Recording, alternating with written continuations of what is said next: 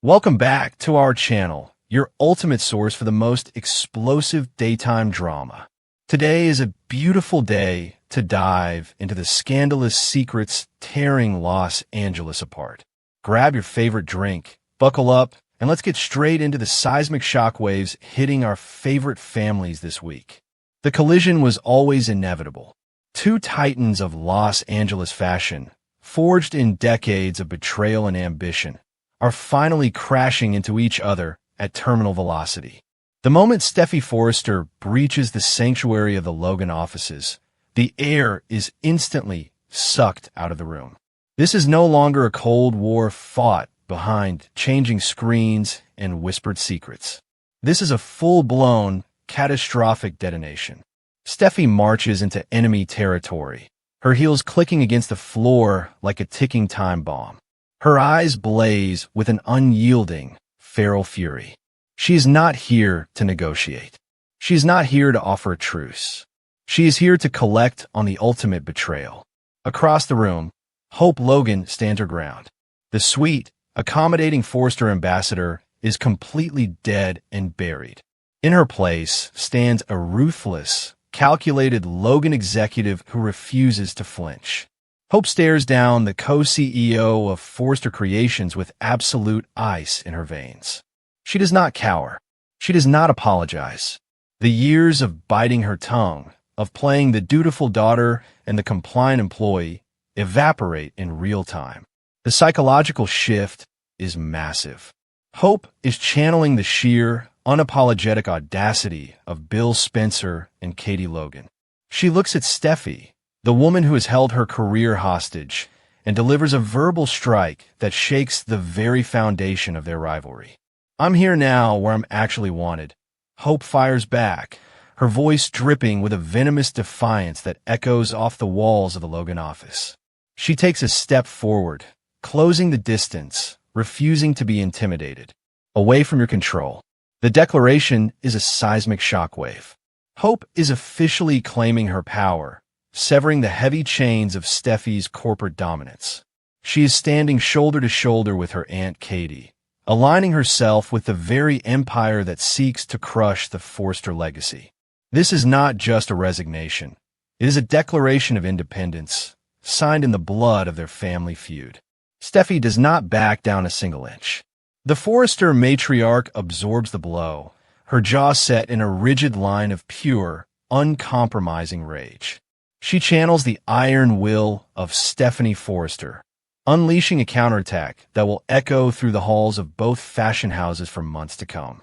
"You pulled the Grenade pin," Steffy declares, her voice a lethal, low register of absolute certainty. The words hang in the air, heavy with the promise of utter destruction. "And you started a war." This is not a metaphor. This is a blood oath. Steffy Forrester is drawing a permanent line in the sand, and neither woman intends to walk this back. Hope building something outside of Forrester's shadow was never going to sit quietly. Now, this rival fashion line has a name, a location, and a massive body count in the making. The stakes have never been higher. Hope's defection is the ultimate corporate treason, a move that has shattered her relationship with her mother, Brooke, and ignited a firestorm within the Forrester family. Steffy views this not just as a business maneuver, but as a deeply personal, unforgivable attack on her family's empire. The grenade has been thrown, and the shrapnel is destined to tear through every single relationship in Los Angeles. Steffy has already promised to collect on this betrayal, and her revenge will be swift, merciless, and utterly devastating. The battle lines are drawn, the weapons are loaded, and the fashion industry is about to become an active war zone. While the corporate war rages in the boardrooms, a deeply personal catastrophe is unfolding across town. The morning light filtering into the Bikini Bar apartment illuminates a scene of absolute, unmitigated disaster. While Spencer, the golden boy of the Spencer Empire, is waking up to the worst mistake of his entire life. His head is pounding from a night of reckless, heavy drinking, but the physical hangover is absolutely nothing compared to the sickening wave of dread that washes over him. As the fog of alcohol lifts, a horrifying realization sets in. He is not alone. The tangled sheets, the scent of liquor, the heavy silence. It all points to a catastrophic surrender to passion. Lying next to him is not Elektra Forrester, the woman he loves, but Melissa Dillon. The calculated, opportunistic predator has finally secured her prize. Dillon shifts in the bed, the morning sun catching the triumphant, cocky gleam in her eyes. She has spent weeks circling the vulnerable Spencer heir, exploiting his heartbreak, his anger, and his isolation. Now, she has him exactly where she wants him. Dillon props herself up, looking down at the devastated man beside her. "Good morning," she purrs, her voice laced with a smug, sickening certainty that makes Will's blood run completely cold. It is a greeting that seals his fate, a verbal trap snapping shut around his future. Will's response is a guttural, agonized groan. "Good morning," he forces out, the words tasting like ash in his mouth. That single, tortured groan says absolutely everything about how complicated and destructive his life has suddenly become.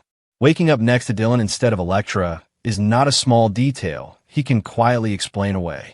It is a monumental, unforgivable betrayal that will haunt him for weeks, months, perhaps years. Will knows instantly that he has played right into Dillon's hands, allowing his grief and alcohol to override his loyalty to Elektra. The physical nausea is entirely eclipsed by his emotional panic. He is trapped. The psychological weight of this morning is absolutely crushing. Will is already reeling from his violent assault on R.J. Forrester, his humiliating firing from Forrester Creations, and the intense pressure of the Spencer family expectations. Now, he has handed his enemies the ultimate ammunition. He has destroyed any lingering hope of a reconciliation with Elektra.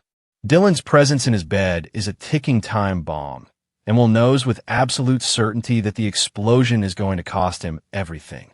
The Spencer heir is trapped in a nightmare of his own making, and the ruthless Melissa Dillon holds all the cards. She is not going to let this go quietly. She is going to use this morning to cement her place in his life, no matter the cost. The fallout from Will's catastrophic mistake does not stay hidden for long. Secrets in Los Angeles are currency, and they are always spent when they can inflict the maximum amount of damage. At the Forrester Creations office, Melissa Dillon is riding high on an intoxicating wave of confidence. She is strutting through the design rooms with a cocky, untouchable swagger, fresh off her nocturnal victory at Bikini.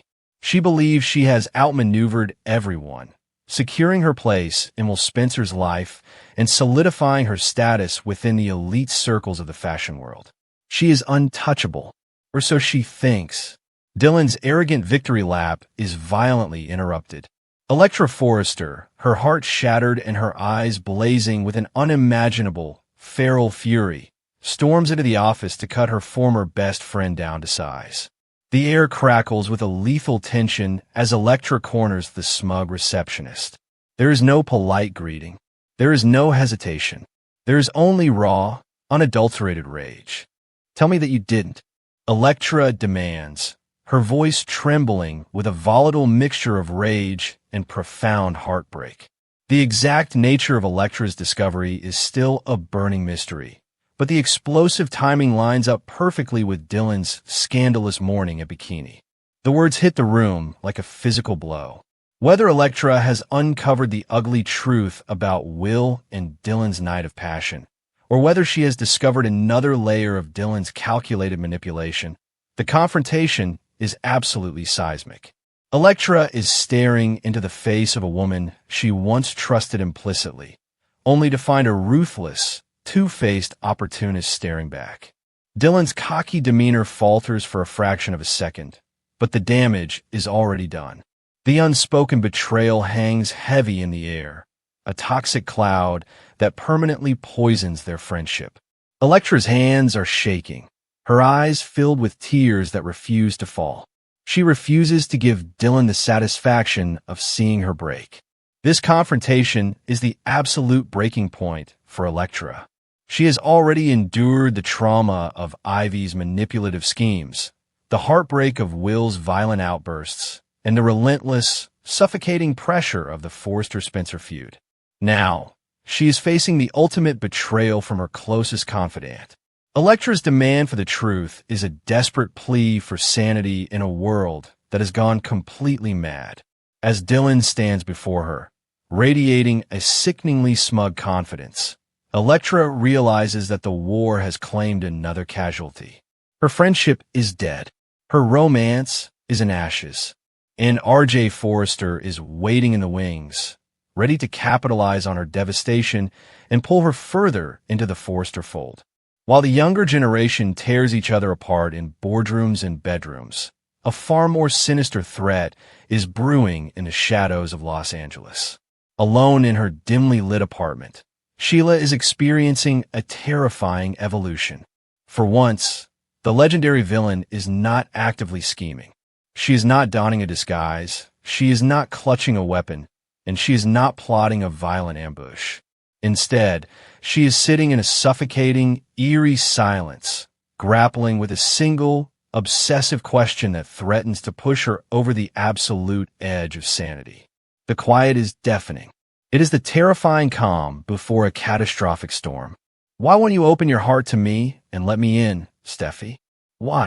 Sheila asks the empty room, her voice a chilling blend of raw desperation and twisted maternal longing.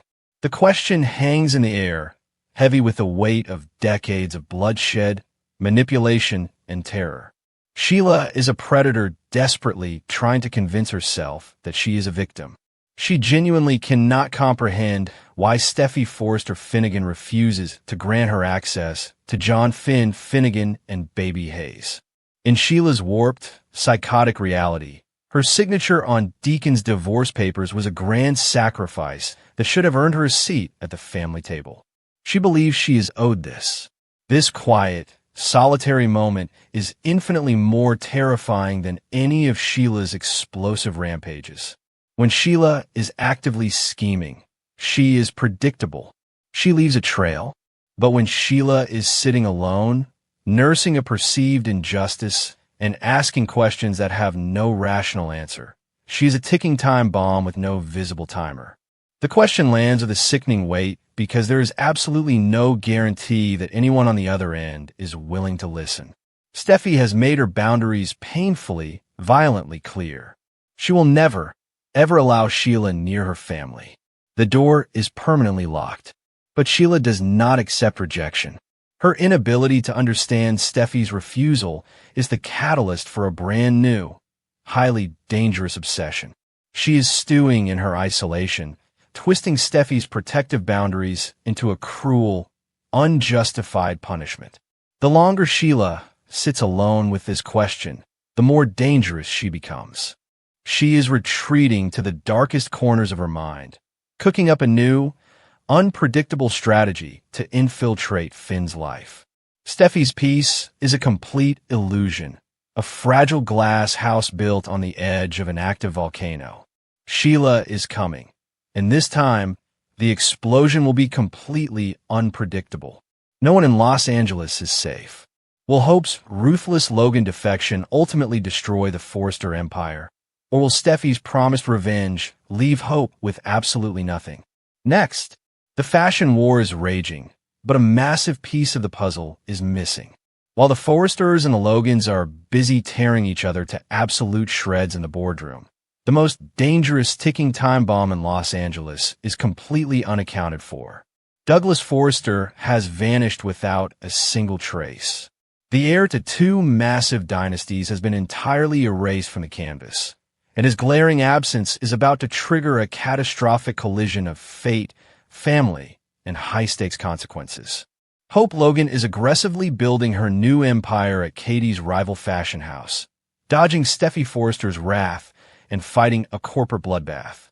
But amidst the flashing cameras, the stolen designs, and the violent physical altercations rocking the city, a chilling question remains. Where in the world is Douglas Forrester? To understand the sheer magnitude of this vanishing act, we have to rewind the clock to December 2025. The last time the cameras captured Douglas Forrester, he was standing at the altar. He was the picture-perfect son witnessing Hope Logan and Liam Spencer's highly anticipated wedding right before the new year rang in. It was a picturesque moment of blended family bliss, designed to cement Hope and Liam's ultimate victory against all odds. But the moment the vows were exchanged and the reception ended, Douglas evaporated into thin air. We have not seen a single glimpse of the youngster since that fateful winter day. 6 months of absolute, deafening radio silence. 6 months of Hope parading around Los Angeles, launching new collections, and battling her mother, all while her adopted son is nowhere to be found. Make no mistake, Douglas is not just any child. He is the biological son of the late, legendary Caroline Spencer and the notoriously volatile Thomas Forrester. He carries the blood of 2 warring empires in his veins. Hope Logan has always claimed the boy as her own, fighting tooth and nail to maintain her maternal dominance over him after her explosive split from Thomas. She legally adopted him, binding him to the Logan legacy. But blood calls to blood. The Forrester and Spencer DNA running through Douglas makes him the ultimate pawn in this endless family warfare. His current disappearance is not just a plot hole. It is a loaded weapon sitting unattended on the table, waiting for someone ruthless enough to pick it up and pull the trigger. Hope Logan is playing a dangerously reckless game right now. She has secretly defected to Logan, hiding behind changing screens to avoid Steffi's interrogations. She is laser-focused on her new brand, collaborating with Deke Sharp and ignoring the massive target on her back. But by completely neglecting her role as a visible, present mother to Douglas, she is handing her enemies the exact ammunition they need to destroy her. Steffi Forrester is already on a vindictive warpath, desperate to crush Hope and Liam. How long before Steffi realizes that Hope is too busy playing fashion mogul to actually parent the Forrester heir? The optics are absolutely devastating. And in the soap world, terrible optics inevitably lead to ruthless courtroom battles. Then there's the Liam Spencer factor. Liam is currently playing the role of the protective husband, frantically trying to shield Hope from the brutal fallout of her corporate betrayal. He is the one who found Hope collapsed on a runway. He is the one demanding Brooke make peace. But Liam is utterly distracted. He is so consumed by the Forrester-Logan war and the Spencer publication strategy that he has completely lost sight of his stepson. The Spencer estate is massive, but it feels entirely empty without Douglas running through its halls. Liam's failure to secure Douglas's place in their daily narrative is a fatal misstep. When the inevitable custody war reignites, Liam's current obsession with fashion house politics will be used to paint him as a negligent, absent stepfather. We cannot discuss Douglas without addressing the looming, dangerous specter of Thomas Forrester. Thomas has waged nuclear, psychological warfare over this boy in the past. He has manipulated, schemed, and destroyed lives just to maintain his grip on his son. Right now, Thomas is off canvas, but a father's obsession never truly dies. If Thomas catches wind that Hope is prioritizing her secret Logan contract and her renewed romance with Liam over the well-being of his biological son, the retaliation will be swift and merciless. Thomas will not hesitate to drag Hope back into a brutal, traumatic custody battle. He will use her corporate deception as proof of her instability. The moment Thomas returns, Hope's fragile new empire will instantly crumble into dust. But why is Douglas actually missing from our screens? The answer lies outside the CBS studios, and it is a massive, game-changing bombshell. Henry Samory, the immensely talented young actor who brought Douglas to life, has officially booked a massive new job. Samory is stepping out of the daytime soap arena and stepping into the glittering, high-stakes world of Hollywood streaming. According to breaking industry reports, Samory has joined the cast of the highly anticipated Netflix reboot of the iconic 2004 romantic comedy, 13 Going on 30. This is not just a minor guest appearance. This is a massive, career-defining leap for the young star, pulling him directly away from the intense, daily grind of the bold and the beautiful.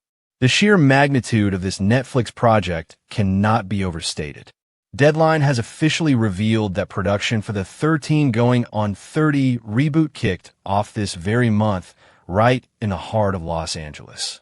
The streaming giant is throwing massive resources behind this revival, assembling an incredibly impressive, star-studded cast. The production schedule for a major streaming series is notoriously grueling and demanding.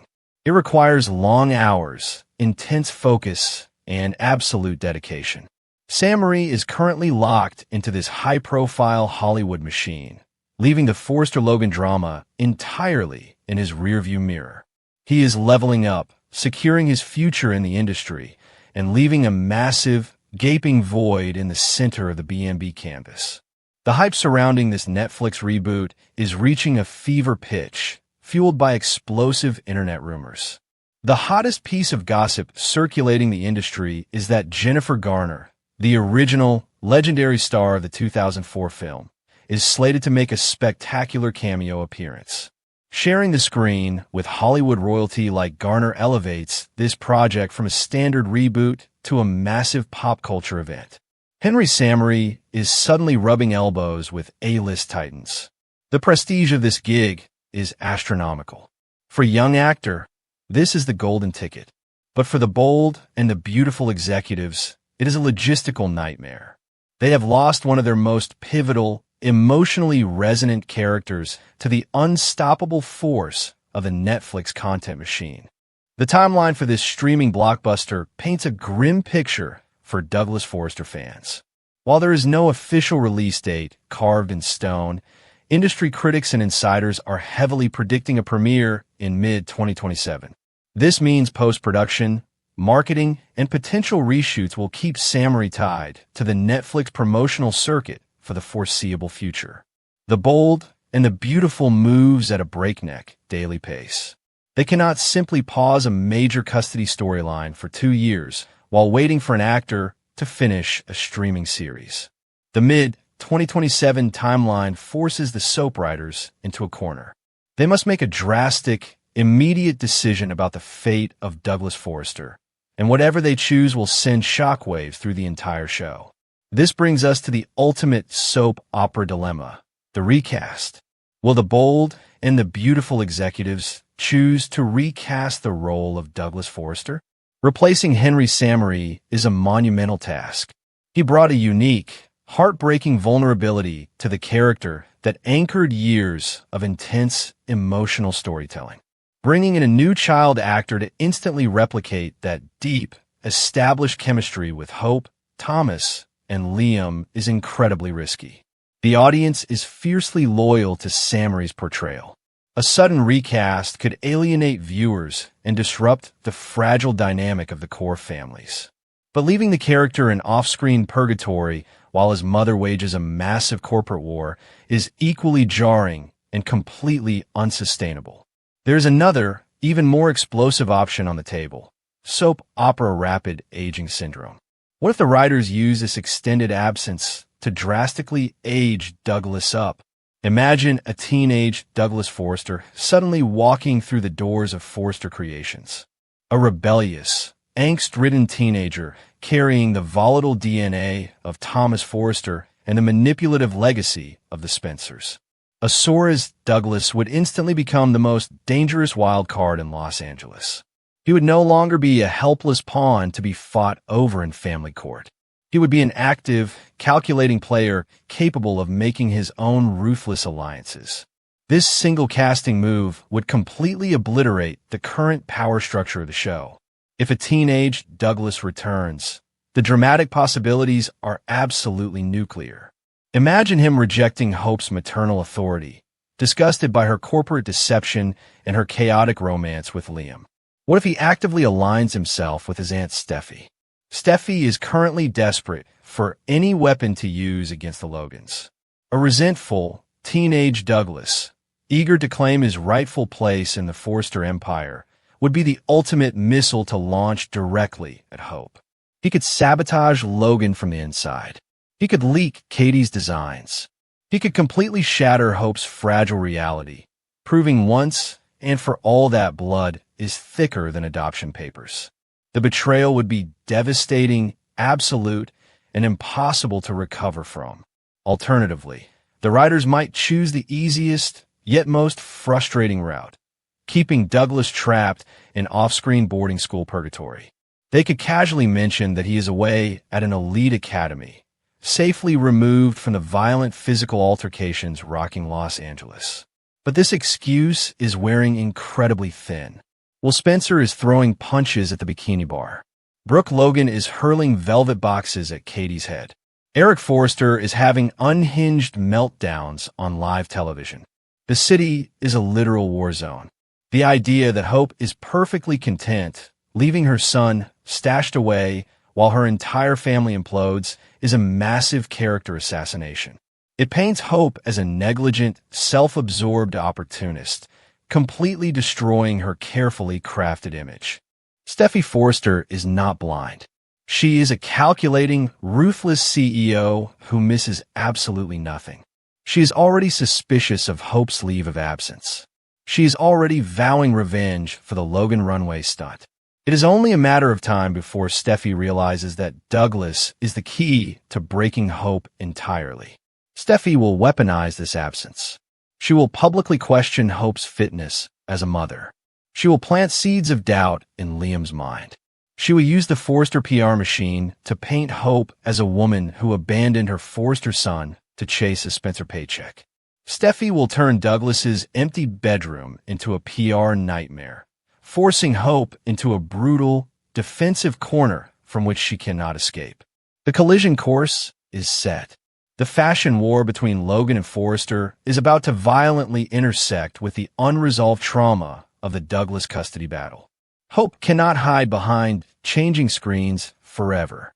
She cannot pretend that her family is intact while her son is completely missing from the narrative. The moment the press, or Steffy, or a returning Thomas demands to know where the Forrester heir is, the entire facade will shatter.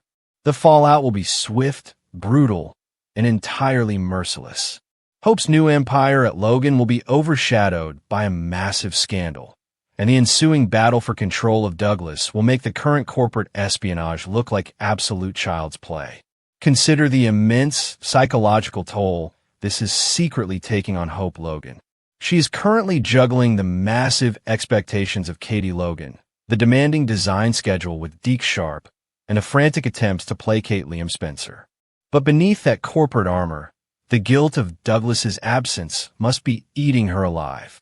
Every time she looks at a new design or steps onto a runway, she is reminded of the son she is neglecting. This internal fracture makes her incredibly vulnerable. If Steffy or Ridge apply even the slightest amount of pressure regarding her maternal duties, Hope is virtually guaranteed to snap. The fashion war is just a distraction from her ultimate failure, and when that realization hits, her psychological collapse will be absolute and devastating. This is the ultimate high-stakes showdown. The physical violence, the stolen designs, the corporate betrayals, it is all just a prelude to the real war. The battle for Douglas Forrester is the emotional core of this entire saga. Henry Samry's incredible real-world success has inadvertently created the most explosive plot hole in daytime television. Whether Douglas returns as a recast child, a rebellious teenager, or remains a glaring, weaponized absence, his ghost is haunting every single move Hope Logan makes.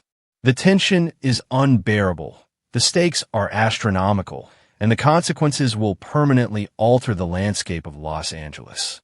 Will a recast Douglas return to completely destroy Hope's new empire, or is Thomas already plotting a ruthless custody strike in the shadows? Drop your theories below and subscribe for more.